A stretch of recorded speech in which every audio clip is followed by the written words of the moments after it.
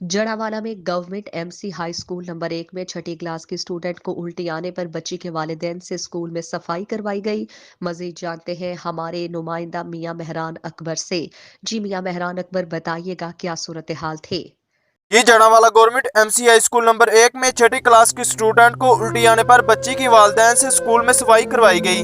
बच्ची का कहना था कि मेरी तबीयत खराब होने पर मुझे उल्टी आई थी। मैं ना आज मेरी बेटी के साथ हुए, कल किसी और के साथ भी हो सकते हैं। इसलिए चाहिए कि कोई ना कोई इनके साथ ना कार्रवाई होनी चाहिए इनके खिलाफ।